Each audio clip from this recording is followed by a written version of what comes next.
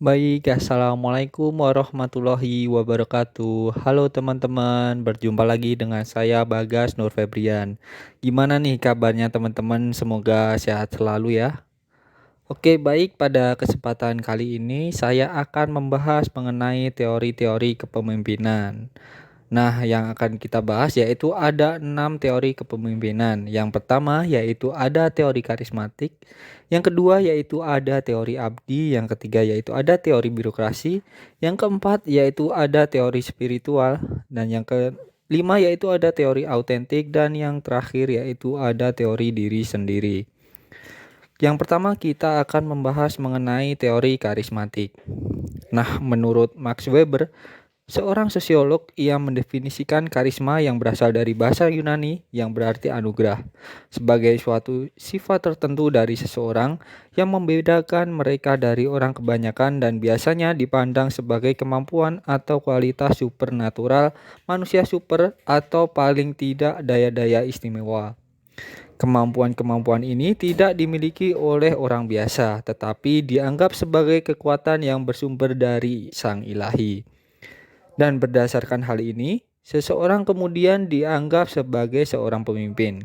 Kepemimpinan karismatik ini mempunyai kapasitas untuk mengubah sistem sosial yang ada berdasarkan persepsi pengikut yang percaya pemimpin ditakdirkan mempunyai kemampuan istimewa. Kepemimpinan karismatik ini akan muncul jika terjadi krisis sosial dengan visi yang radikal menyajikan sosial terhadap krisis. Kepemimpinan karismatik ini tidak berdasarkan kepada otoritas formal atau kekuasaan posisional, akan tetapi pada kekuasaan personal. Karena mengubah sistem sosial yang ada sangat sulit dan memerlukan sumber yang sangat besar. Pemimpin karismatik ini menciptakan sistem sosial baru. Dan yang kedua, kita akan membahas mengenai teori kepemimpinan abdi. Konsep kepemimpinan abdi ini dikemukakan pertama kali oleh Robert K. Greenleaf pada tahun 1977 pada bukunya yang berjudul Servant Leadership. Nah, yang kedua yaitu dikemukakan oleh Larry Spears, Director of Robert K. Greenleaf Center for Servant Leadership, secara singkat mendefinisikan kepemimpinan abdi sebagai berikut.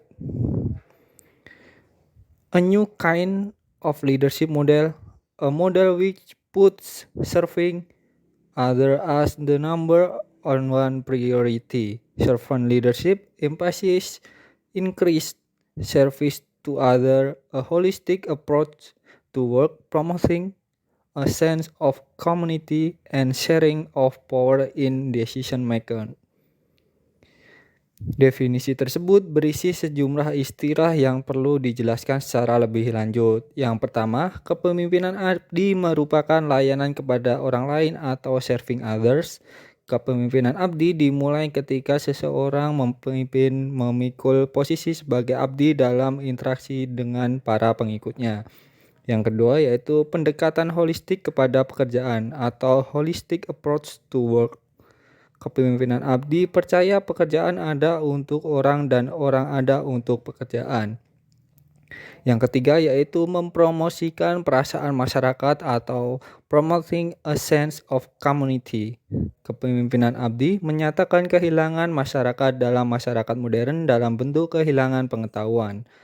Dan yang keempat yaitu berbagi kekuasaan dalam keputusan atau sharing of power in decision making. Kepemimpinan abdi yang efektif dibuktikan dengan menanamkan kepemimpinan abdi kepada orang lain. Baik, berikut adalah teori kepemimpinan abdi, dan yang selanjutnya kita akan membahas mengenai teori kepemimpinan birokrasi.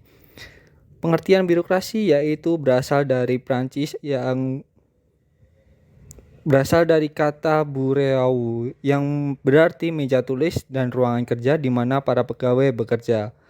Akhiran kratia atau kratos dalam bahasa Yunani artinya kekuasaan atau peraturan. Jadi birokrasi artinya kekuasaan kantor atau peraturan kantor menurut Wirawan tahun 2013. Kepemimpinan birokrasi adalah kepemimpinan yang menggunakan prinsip-prinsip birokrasinya menurut Max Weber dalam mempengaruhi birokratnya bawahannya. Kepemimpinan birokrasi umumnya dilaksanakan di organisasi-organisasi pemerintahan, tentara, dan kepolisian. Kepemimpinan birokratik juga diterapkan di organisasi bisnis besar yang beroperasi di wilayah yang luas. Modal kepemimpinan birokrasi Weberian ini, sebagaimana karakteristik kelembagaan birokrasi Weber, cenderung berorientasi pada kekuasaan secara rasional, legal, dan hierarkis, serta pengawasan yang kaku menurut Anwaruddin tahun 2006.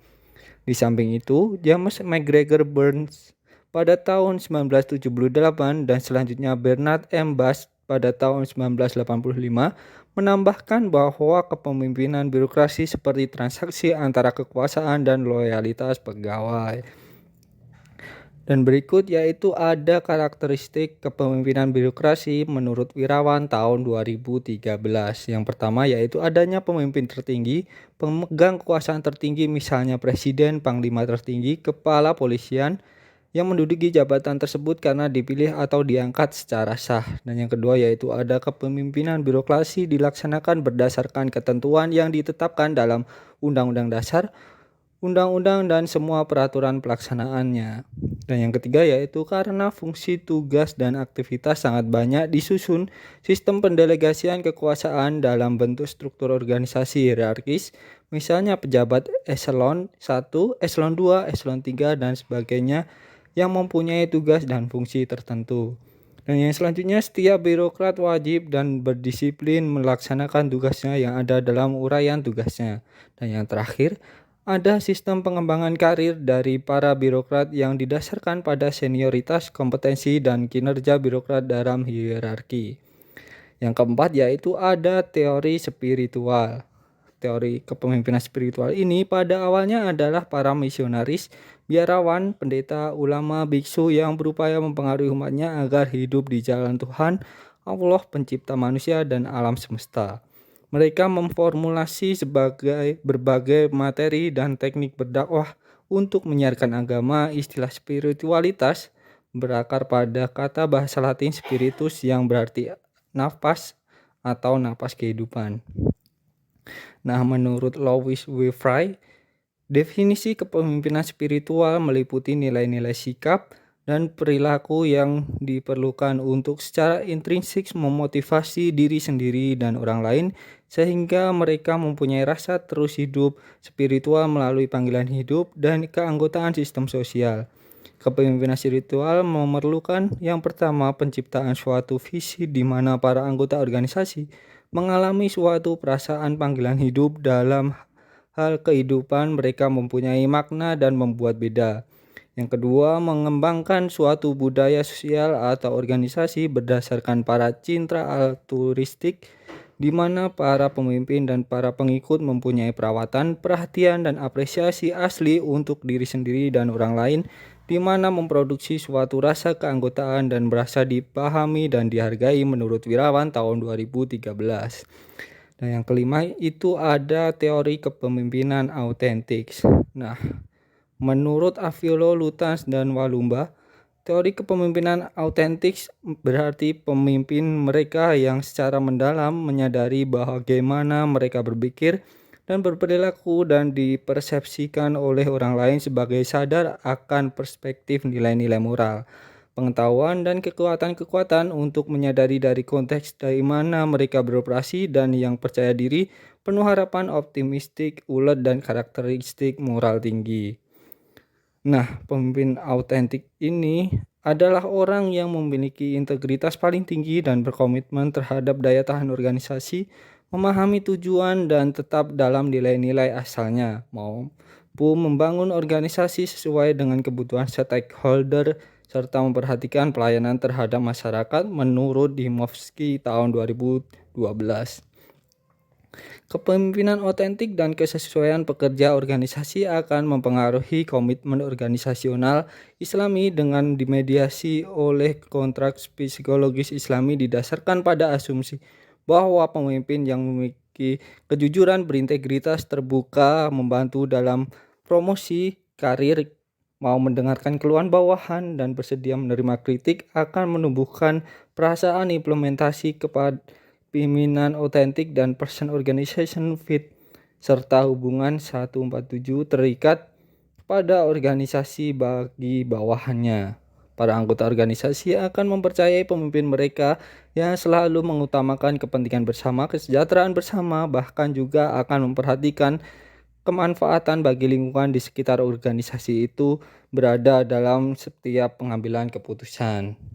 Nah, yang terakhir kita akan menjelaskan mengenai teori kepemimpinan diri sendiri.